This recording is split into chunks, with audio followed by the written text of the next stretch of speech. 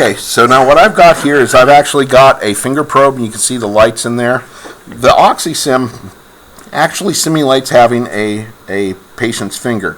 I'm going to go ahead and I'm going to put this on, and I'm going to try and turn this on and make sure that this probe, this simulator is correct.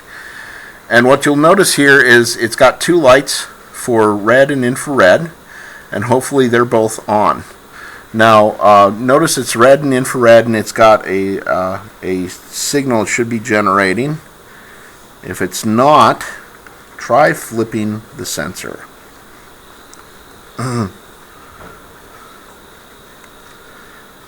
Notice now it doesn't say red and infrared, so I've got an issue.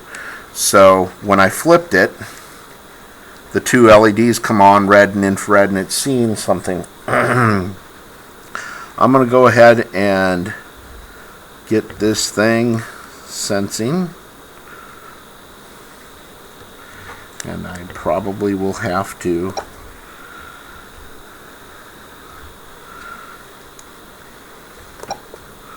work with this a little. There we go.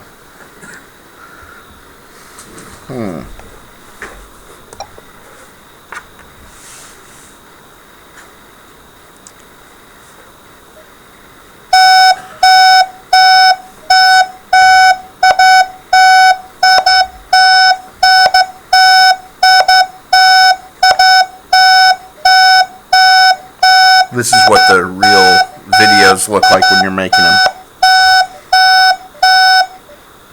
Okay, so what I've done here is I've set up the Pronk Technology Simulator. Now hopefully I'm holding this to where you can see this on the video. And I've got a pleth wave. I've got some numbers on the front. If you cannot see the numbers clearly, I'll go ahead and I'll read out the numbers. Keep in mind the top number is the SPO2 and the bottom number is the beat per minute.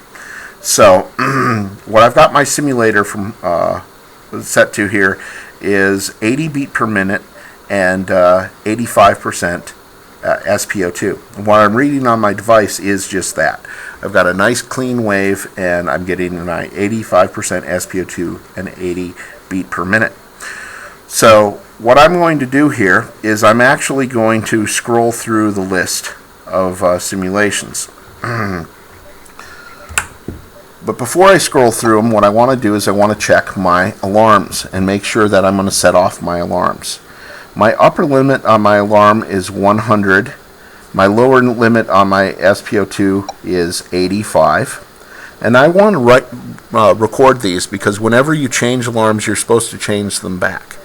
And please document on the PM where you had the alarms when you first came about them, and document that you change them back to that. This is an issue in the field, and there are some shops that are not allowing technicians to even adjust the alarms because of that. But my tester here is only going to do 98 and 140 beat per minute for the high end. So what I'm going to do is I'm going to change my upper alarm limit to 97. I'm going to change my lower alarm limit to it's at 85 right now. If I change that to 86, it should go off immediately. Let me verify that that alarm goes off. It does go off.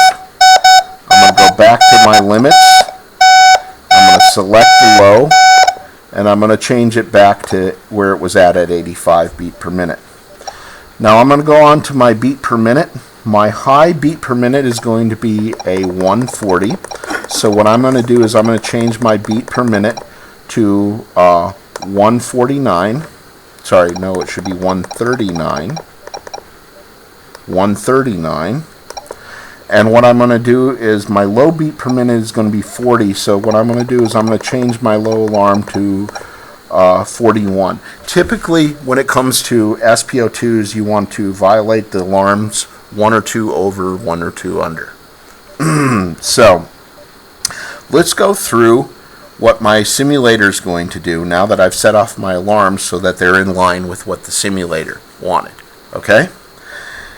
I've got 85% SPO2 measuring 85%, we did trigger the low alarm by setting our low alarm limit to 86%, and it did trigger. So we could document that we triggered that.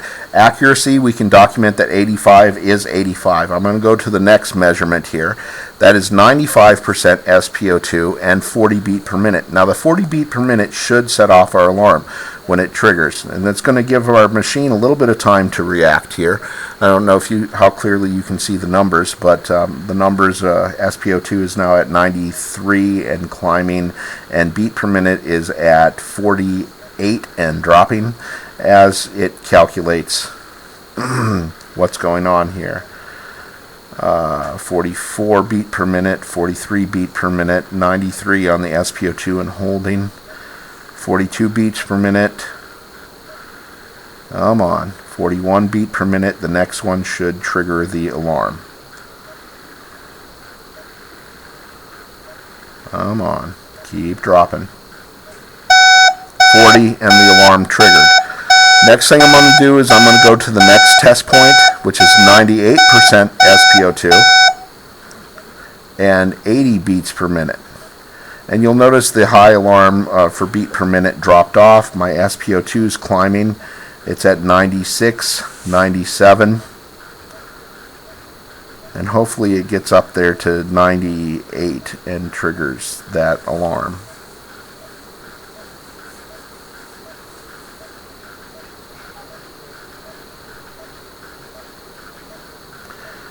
It's not triggering the alarm. It's holding at 97 and 80 beat per minute, which is exactly what the simulator is, 98 and 80 beat per minute.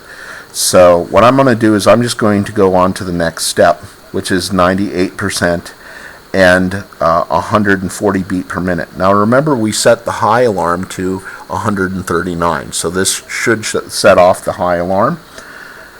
We are setting off the high alarm, 138, 139. Let's go to 140. 140, and it triggered it. I'm going to go to the last setting here, which is hopefully an 80 beat per minute. There we go.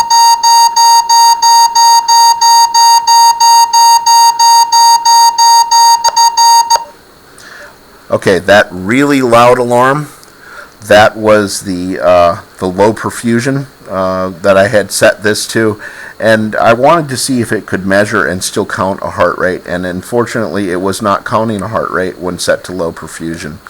And I'm going to give that one more try. But what we saw is the high alarm definitely was triggered by my simulator. That is, when it went up to, I moved it to 99% when I set it to low perfusion. And the SPO2 measurement did go up to 99, and it did trigger the high alarm. So I've actually triggered all 4 of my alarms at this point. I've triggered a high SPO2, a low SPO2, a high heart rate, and a low heart rate. I am just going to end by going here back to the low perfusion, and I'm going to watch what happens to my waveform. My waveform is going to go down really low, and let's see, I'm not going to move it. Let's see if I can continue to read. Okay.